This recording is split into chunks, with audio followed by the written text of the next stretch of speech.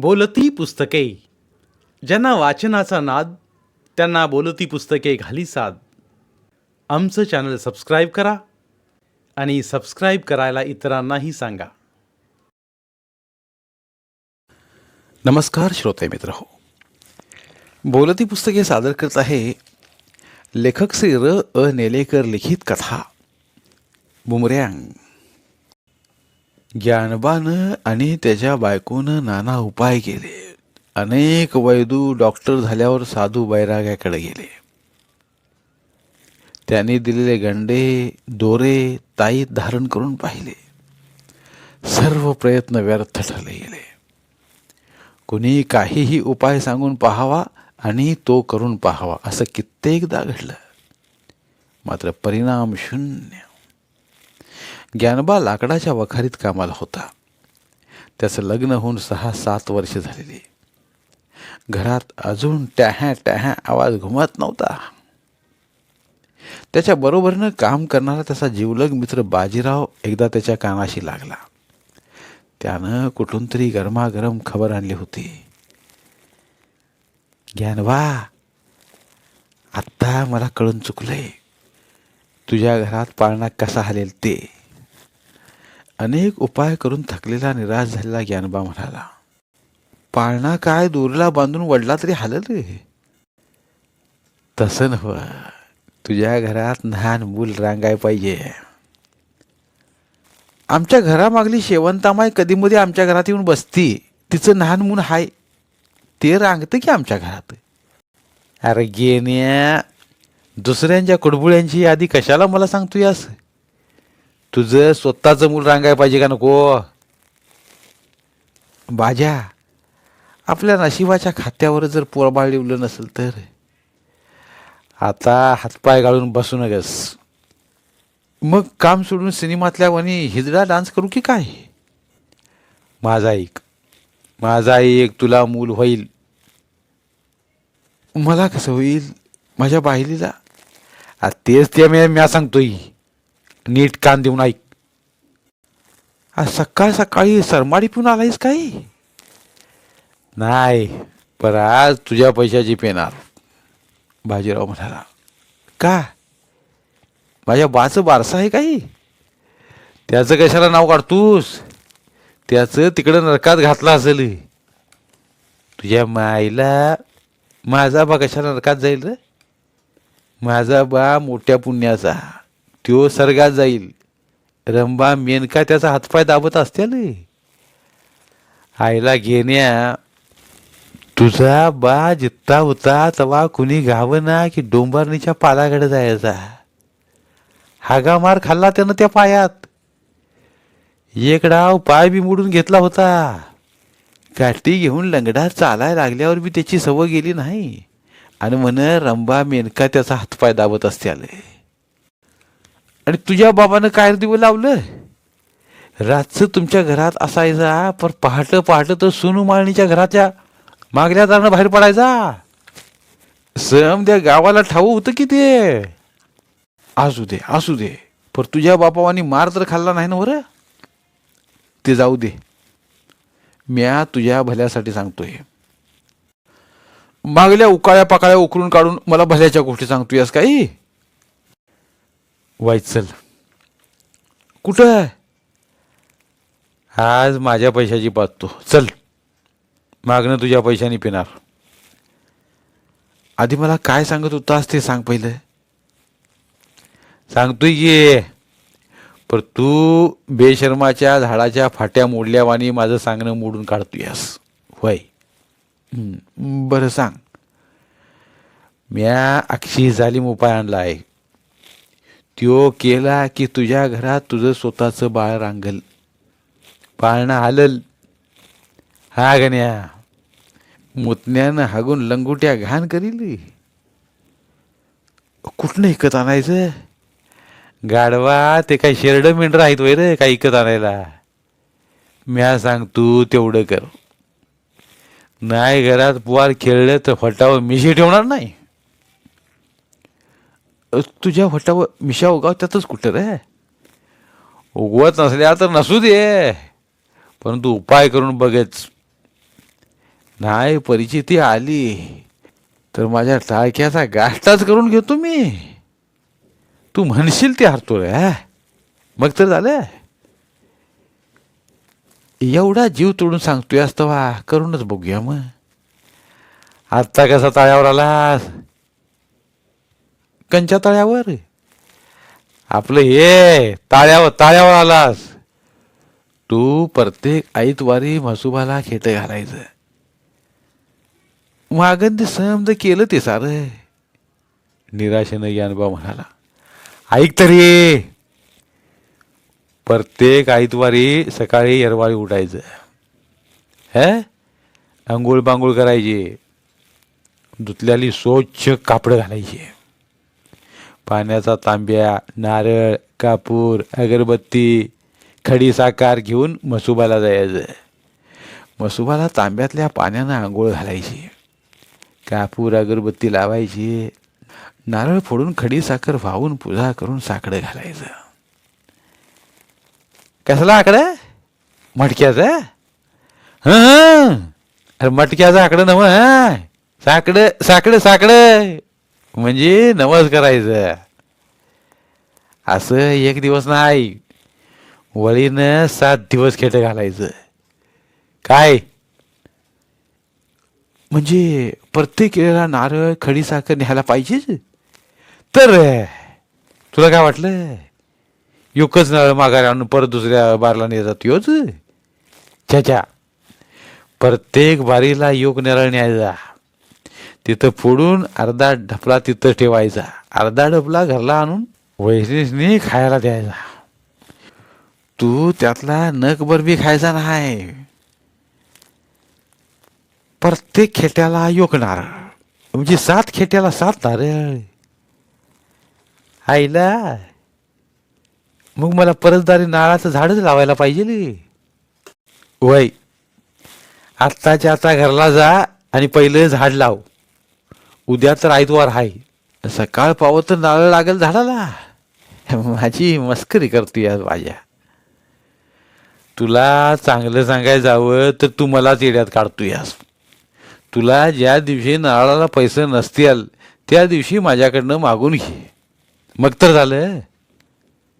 बरं बरं घालतो 7 खेट. पण आज तू पाजणार म्हणलास, इसरला नाही ना मग? हा तेवढं बरं ध्यानात आहे तुझ्या. पाजतो म्या, पर गुण आला तर साडामाडीनं आंघोळ घालतो की तुला. हा घेण्या याक राहिलंच की सांगायचं. वय प्रत्येक खेटाला नारळ, प्रत्येक खेट्याला नारळ, बत्ती, संगटी, योग उलट्या पिसाचा कोंबडा काप म्हणावा. ज्ञानोबाचं वाक्य पुरं केलं. अक्षी बराबर काय डोंबलाचं बराबर आहे. प्रत्येक खेट्याला योग कोंबडा म्हणजे 7 खेट्याला 7 कोंबड. त्या एका ठिकाणावर आहे काय तुझं? कोंबड्याचा दर माहीत आहे काय तुला? बोकडाच्या किमती एवढ्या किमती झाल्यात कोंबड्यांच्या. आणि घरला माझ्या अवदसेला आपल्या बायकोला जरी झेंगाट कळलं तर ती माझं धोतार बी जागेवर ठेवायची नाही, पण लाटणं घेऊन तुझ्या बी मागे लागेली. हो अरे घेण्या येडा की खुळा रे तू. म्या कुठलं म्हणलं प्रत्येक खेट्याला कोंबडा द्यायचा म्हणून. शेवटच्या खेट्याला तेवढा कोंबडा कापायचा, घरला आणून जेवण बनवायचं आणि 7 फुकट खाऊ जेवाय बोलवायचे. नाही रे, एकच हाती ते असला तरी बास झालं. ह्यो कुठला हाती ती सरकशीतला तर नव? नाही रे, अतिथी म्हणजे पाहुणा. पाहुणा मी आहेच की. एका कोंबड्यात भागेल नव? 100% 100% भागेल. कोंबडा माती उलट्या पिसाचा पाहिजे बरं का. आणि बाजीरावच्या सांगण्यानुसार ज्ञानोबानं म्हसोबाला खेट घालायला सुरुवात केली. रोज सकाळी 9 वाजता उठणारा गडी प्रत्येक रविवारी सकाळी 5ला उठून गार पाण्यानं स्नान करून नैवेद्य नारळ घेऊन अंधाऱ्या अंधारातच म्हसोबाला जायचा. पूजा अर्चा करून नारळ फोडून अर्धा भाग देवापुढं ठेवायचा अर्धा नारळ घरी घेऊन जायचा. ज्ञानोबाची बायको शकुंतला तो अर्धा नारळ खायची आणि देवापुढे ठेवला अर्धा नारळ ज्ञानोबाच्या पाठोपाठ गुपचूप केलेला बाजीराव घरी घेऊन जायचा. बाजीराव, त्याची बायको आणि त्याचा मुलगा असे तिघे प्रसाद खायचे. अशा प्रकारे ज्ञानोबाचे 6 खेटे पूर्ण झाले. आता शेवटच्या खेपेला कोंबडा न्यायचा होता. आता कोंबड्यासाठी 100-150 रुपये तरी मोजावे लागणार होते. पैशासाठी त्यानं अनेकांपुढे हात पसरले, पण कुणीच त्याच्या हातावर रुपया सुद्धा ठेवला नाही. कंटाळून त्यानं आदल्या दिवशी आपल्या लॉकरला गाडग्या मडक्याला हात लावला. जीवापाड जपल्या साठवणीच्या पैशातील कोंबड्यासाठीची रक्कम काढून शकुंतलाच्या हाती देऊन शनिवारी चरेगावच्या बाजारातून उलट्या पिसाचा कोंबडा आणायला सांगितला. शकुंतला बाजारात गेली. तेला मिठाचा बाजार घेऊन आठवणीनं दराबाबत खूप घासाघीस करून उलट्या पिसाचा कोंबडा घेतला. घरी आल्यावर त्याला पायाला दोरी बांधून त्याला ज्वारी टाकली. पाण्याची वाटी ठेवली. ज्ञानोबा घरी आल्यावर त्यानं कोंबडा उचलून पाहिला. दराबाबत बायकोकडे चौकशी केली. योग्य किमतीला आणला म्हणून तिची प्रशंसा केली. कोंबडा खायच्या आधीच तिच्या अंगावर नवऱ्यानं केलेल्या स्तुतीनं शकुंतलाला मुठभर मास चढलं. रात्री झोपताना शकून कोंबडा नीट पाठीखाली झाकून ठेवला. पाठीवर ओझ्यासाठी पिठाचा डबा ठेवला. रात्री कधीतरी कोंबड्यानं क्वाक क्वाक केलं, आवाज केला तसा ज्ञानोबा जागा झाला. भिंतीवरल्या देवळीत रॉकेलचा दिवा ढाण ढाण जळत होता. त्या प्रकाशात त्यानं पाहिलं, कोंबड्याच्या पाठीजवळ एक गले लठ्ठ बोका बसला होता. कोंबड्याच्या वासानं तो आला होता. एवढ्या किमतीचा कोंबडा बोकोबा फुकटात पळवून नेणार हे ध्यानात आल्यावर तो धडपडून उठला. तेला उठल्याचं पाहून बोकोबानं धुम ठोकले. दाराच्या पटीतून आला तसा तो निघून गेला. ज्ञानोबानं पाहिलं, दार बंद असलं तरी दाराला असल्या फटीतून बोकोबा सहज आत येऊ शकत होता. आता जरी तो पळून गेला असला तरी परतून माघारी आलाच असता. दाराचा काय बंदोबस्त करावा हे तिच्या ध्यानात येईना. अखेर विचार करून भिंतीला खिळ्याला टांगलेलं सूप काढून ते दाराला उभं टेकवून ठेवलं. ते पडू नये म्हणून त्याला एक काठी टेकवून तो बिछाण्यावर येऊन पडला. थोड्याच वेळात त्याला झोप लागली. तासभर शांततेतच गेला आणि बोकोबाची स्वारी पुन्हा आली. सूप ढकलून तो व्यवस्थित आत आला. कोंबड्याच्या पाठीजवळ जाऊन पिठाचा डबा खाली पाडला. डब्याचं झाकण निसटून साऱ्या घरभर पिठाची रांगोळी घातली गेली. त्या आवाजानं ज्ञानोबा जागा झाला. त्यानं पाहिलं, कोंबडा ताब्यात घ्यायला बोकोबाला फारशी अडचण उरलेलीच नव्हती. त्यानं सारे अडथळे जवळजवळ पार केलेले होते. मग वेळ न लावता तो उठला. कोपऱ्यात एक मोठा सोठा होता. आवाज न करता तो कोपऱ्यात गेला. सोटा हातात घेऊन त्यानं बोक्याकडे नजर टाकली. बोकोबा त्याचाच कार्यक्रम पाहत निवांत उभा होता. ज्ञानोबाच्या हातातील सोटा पाहून त्याला धोक्याची जाणीव झाली. तिथून निसटून जाण्याचा प्रयत्न चालल्याचं पाहून ज्ञानोबानं त्वरा केली.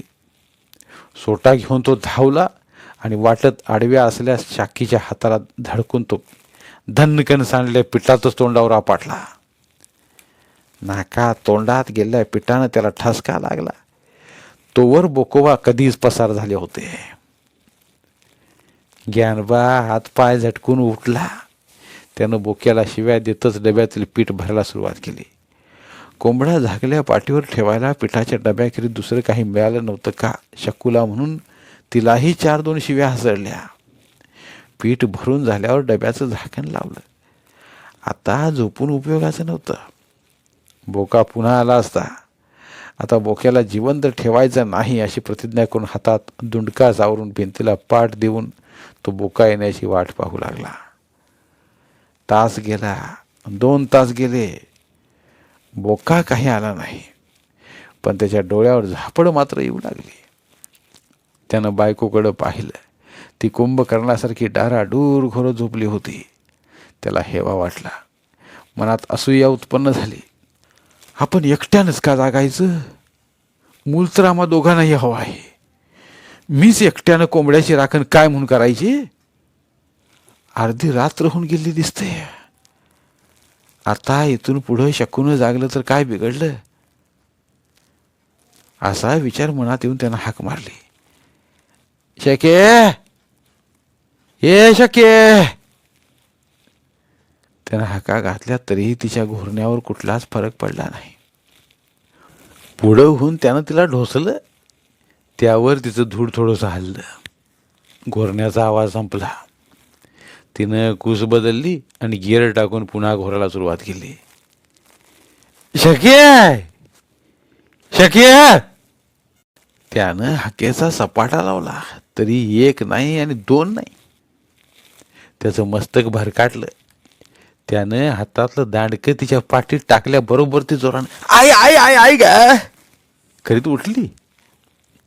पांढरा धोता चेहऱ्याचा, हातात भला मोठा सोटा घेतलेल्या ज्ञानबाला पाहताच विलक्षण भ्यायली. भूत भूत म्हणून मोठ्यानं किंकाळी मारली.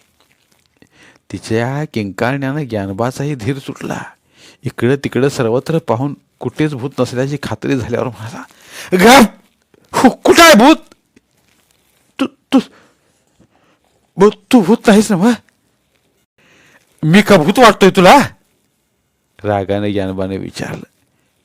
भूत नाही तर पिंपळावरचा मुंजा आहे का झुटिंग आहे? तुझ्या माईला मी भूताकेताच्या अवलाद वाटलो काय तुला? तू भूत नाही, मुंजा नाही, झुटिंग नाही, मग मग कोण म्हणला तू? ओळख आता तूच. भूत का दरोडेखोर आहे ते? दरोडेखोर? आई माते आंबे वाचीव ग मला. दरोडेखोर बाबा, मला मारू नका. वाटलं तर माझ्या नवऱ्याला ठोक. काय म्हणाली? त्यानं आवाज चढून विचारलं. तत पप करीत ती म्हणाली, नको नको, आम्हाला कुणालाच मारू नको.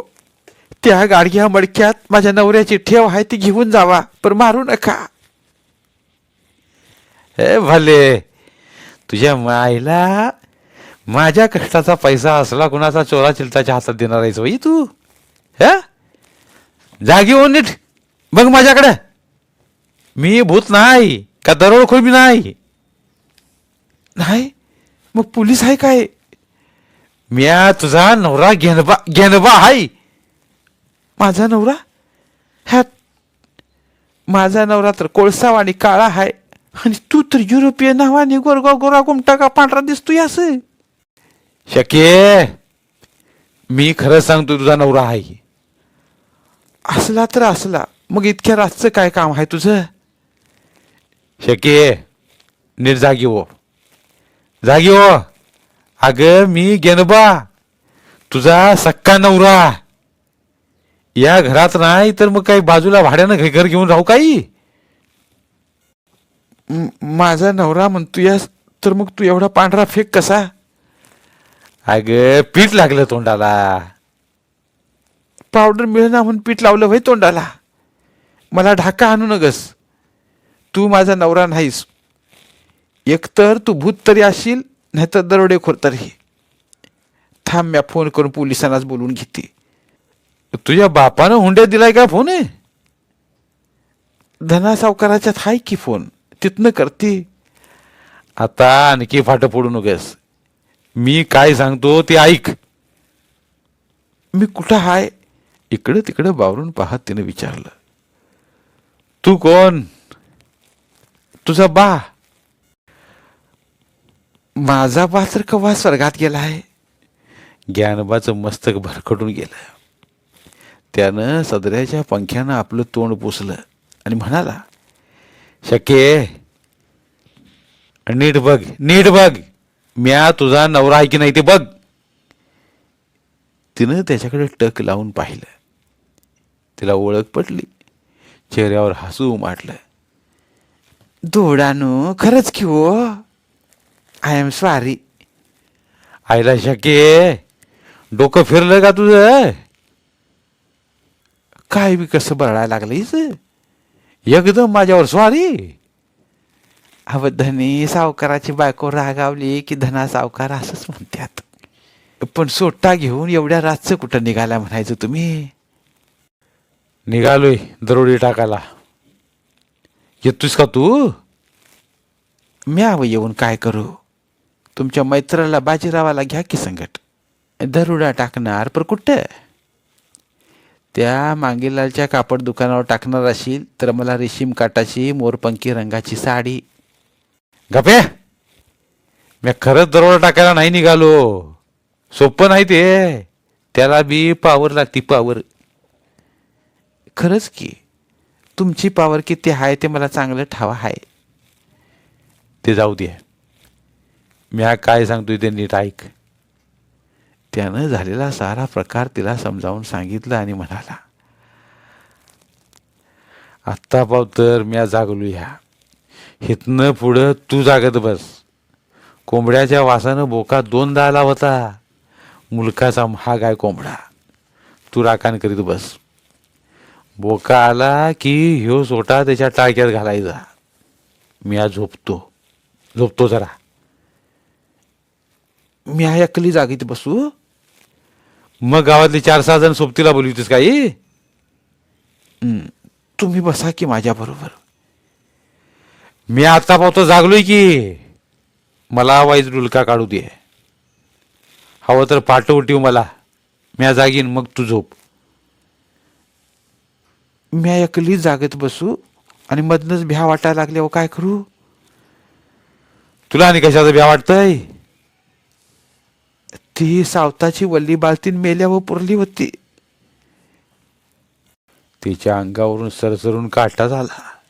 बावरून त्यानं सर्व घरभर नजर फिरवून सर्व ठीकठाक असल्याची खात्री करून म्हणाला, गप्प आहे, काहीतरी बोलू नकस. त्या गेलेल्या कौशीला भीतीस? अगं तू जागी असल्यावर तिची टाप तरी होईल का इकडे यायची? म्या वाईच डुलका काढतो.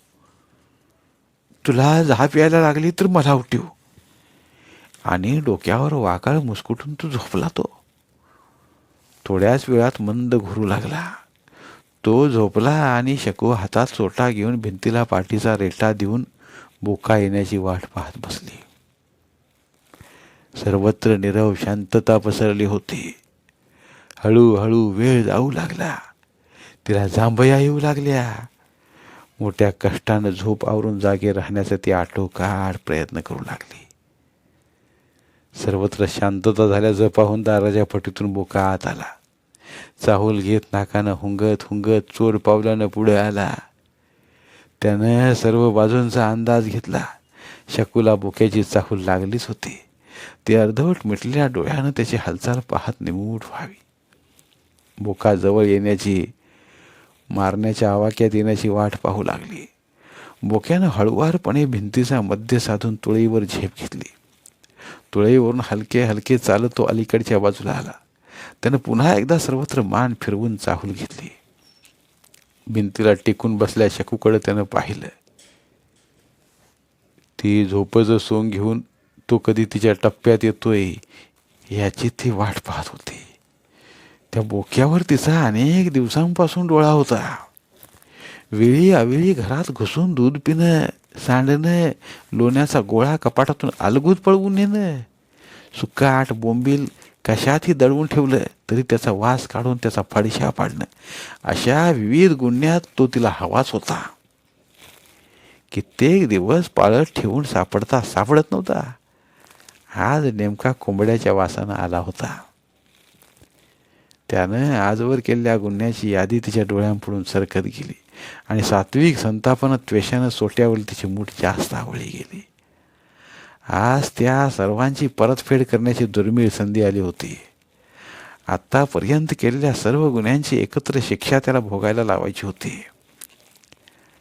हातातला सोटा त्याच्या टाळक्यात असा घालायचा की त्यानं चित्कार सुद्धा टाकला नाही पाहिजे. तिनं आदमास घेतला. बोका आता तिच्या अगदी जवळ तुळईवर होता. तो कोंबडा झाकल्या पाठीपर्यंत एका झेपेत पोचू का याचा अंदाज घेत होता.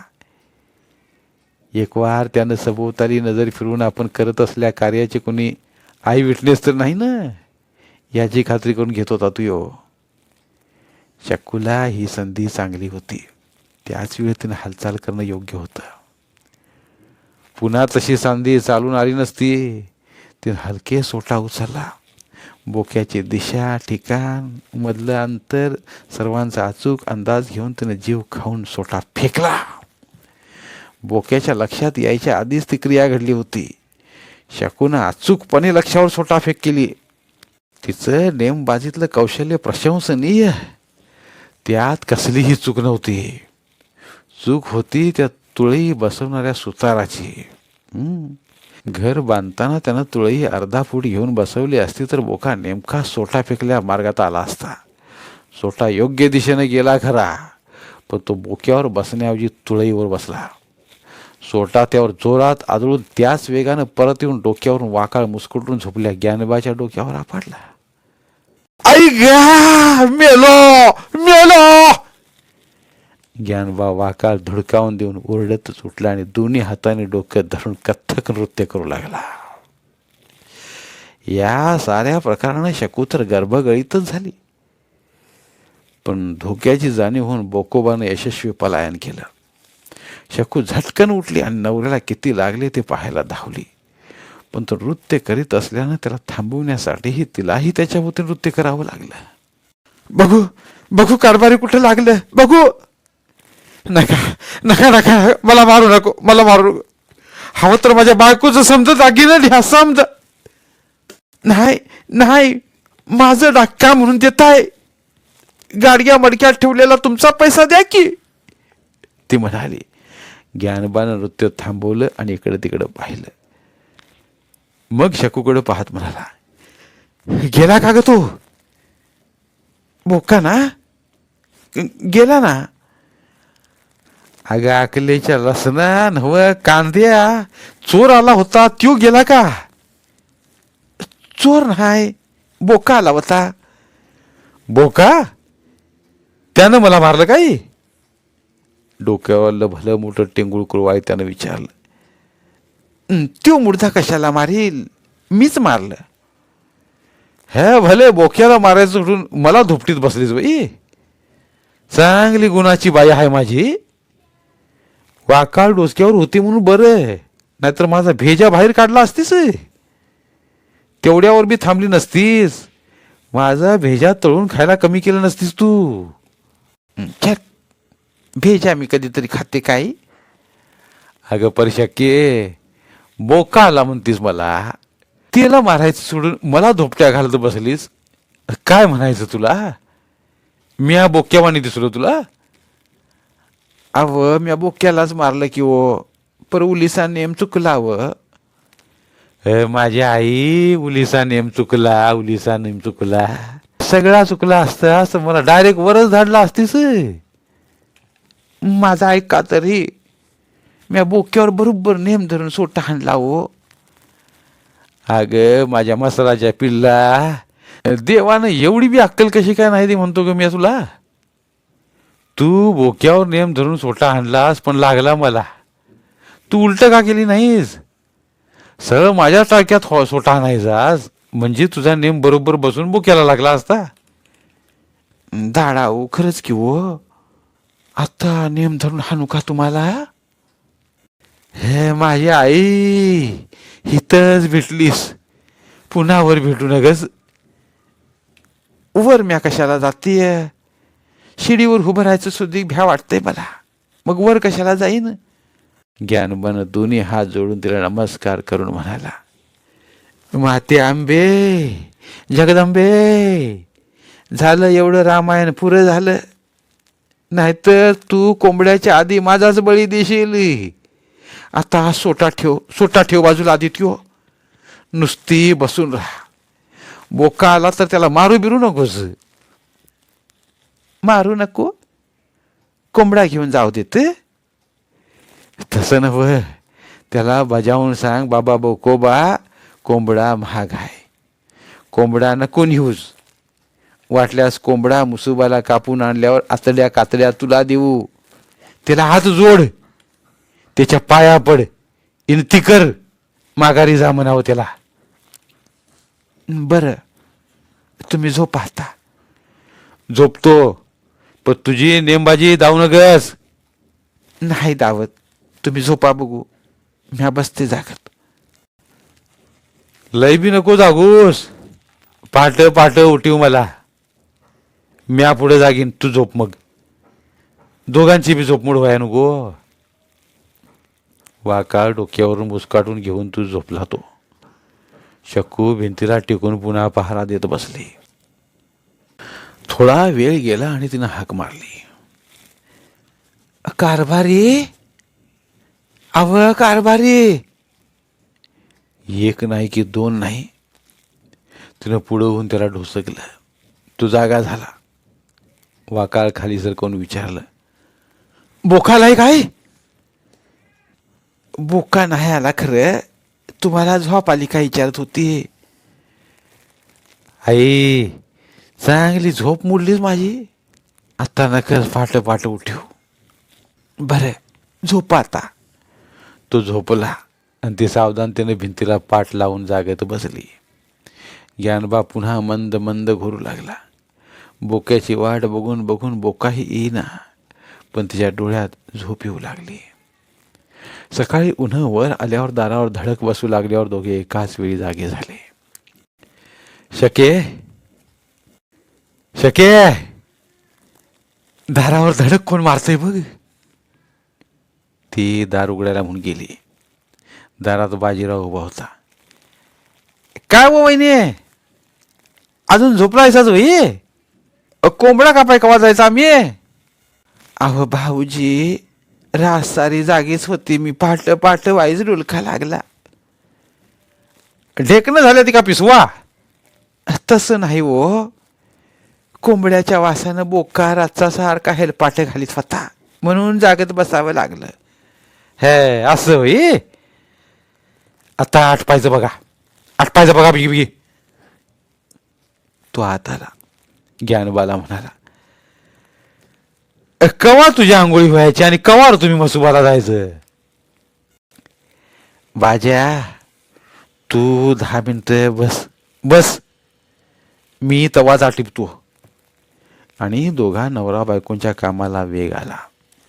ज्ञानबाची आंघोळ होई तो शिकून तिघांसाठी चहा बनवला. बाजीरावानं दिल्या यादीनुसार निवद पूजेचं सर्व साहित्य ज्ञानबाने पिशवीत भरलं. कोंबडा कापण्यासाठी आठवणीनं सुरी घेतली. बाजीराव म्हणाला, तू पूजेचं सामान घे, मी कोंबडा घेतो. शके, बाजाकडे कोंबडा काढून दे. शकून पाठी उचलली. त्याखाली कोंबड्याची पिसं पडलेली होती. ती घाबऱ्या घाबऱ्या आवाजात ओरडली, हवं कारभारी, पाठीखाली कोंबडा नाही. तसा ज्ञानबाई सटपाटला. तू जागत बसली होतीस ना? मग मी आज जागेच होती, पर सकाळी वाईज डोळा लागला होता. आता तुझ्या डोळ्याला काय म्हणू मी? बघ बघ, कोंबडा कुठे इकडे तिकडे दिसतोय काय ते बघ आता. ते गेही कोंबड्याचा शोध घेऊ लागले. कोंबडा सापडला नाही, पण त्याची पिसं मागील दारी सापडली. पुढं झाडीत कोंबड्याचा विछिन्न अर्धवट खाऊन टाकला मृतदेह सापडला. ज्ञानबा कपाळ बडवून घेऊ लागला. बाज्या, आता रे काय करायचं? आता एवढं समजा केलास, आता थोड्यासाठी नवस अर्धवट टाकू नगेस. दुसरा कोंबडा घे. दुसरा? आणखी 150 रुपये घालवू?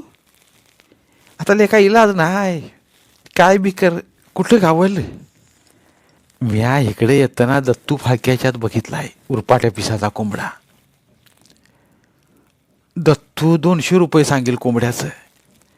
नाही, 150 सवाजेला. म्या सांगतो त्याला. बाजीरावानं आश्वासन दिल्यावर चरपडत शकूला 1000 शिव्या मोजत ज्ञानबानं गाडग्यातले पैसे काढले. 3-3.5 महिन्याचा काळ गेल्यावर बाजीराव ज्ञानबाच्या कानाशी लागला.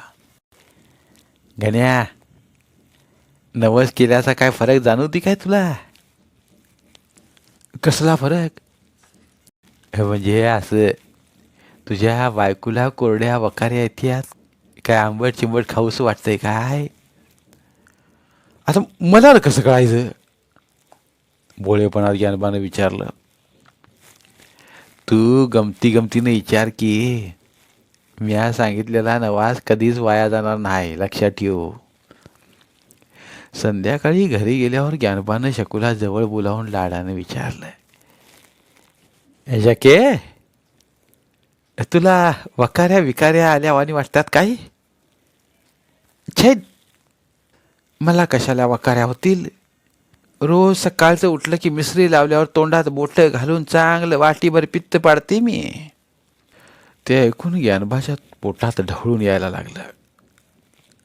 तो म्हणाला, अगं तसं नव्हे, पोटात ढवाळल्यावानी, वाट जाड जाड झाल्यावानी, उभं राहिल्यावर चक्कर आल्यावानी वाटतंय काय? तिनं नकारार्थक मान हलवली. त्यानं चिकाटी सोडली नाही. तुला काय खाऊस वाटतंय? मला ना, मला, डोळं मोठं करीत ती म्हणाली, अगदी साजूक तुपातला केसर मनुक घातलेला शिरा खाऊसा वाटतोय. झालंच तर. किडकी शेंग दाताखाली यावी तसा ज्ञानोबाचा चेहरा कसानुसा झाला. अगं रेडका, तुला आंबट चिंबट खाऊस वाटतंय काय? नाही, पण मला हिरव्या मिरच्यांचा खरडा लय खाऊसा वाटतोय.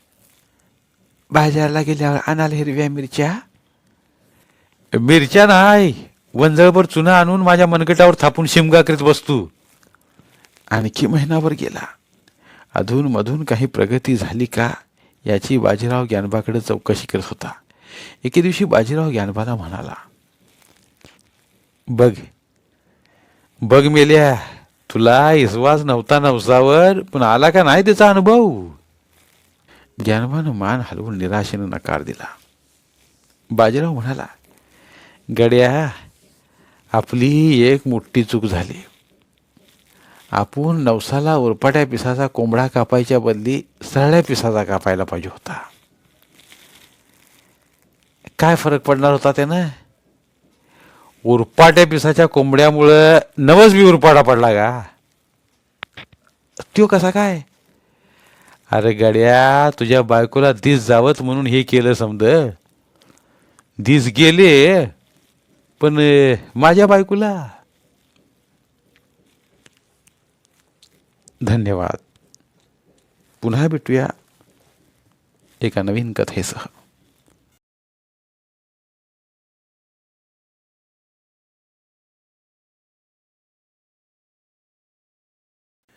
धन्यवाद. प्रिय श्रोते मित्र हो, आपल्यासाठी एक आवाहन. आमच्या चॅनलच्या प्लेलिस्ट विभागात तुमच्यासाठी शेकडो कादंबऱ्यांचे ऑडिओ बुक्स उपलब्ध आहेत. तिथे प्रत्येक कादंबरीचे सर्व भाग एकत्रित मिळतील. त्यामुळे सध्या सुरू असलेल्या क्रमशः कादंबरीच्या पुढील भागासाठी वाट पाहण्याची गरज नाही.